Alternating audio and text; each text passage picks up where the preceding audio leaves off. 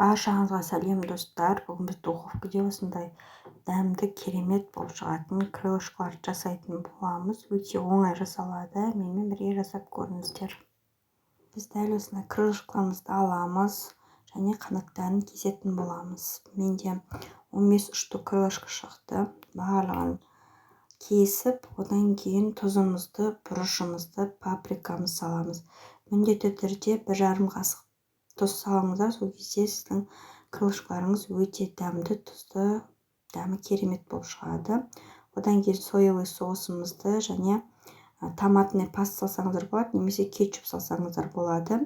Дәл осылай араластырып 1 сағатқа қойып қоямыз мариноваттап. Одан кейін формамызға орналастырып 180 градуста 40-45 минутта пісіріп аламыз. Мінекей біздің крылышкамыз дайын болды.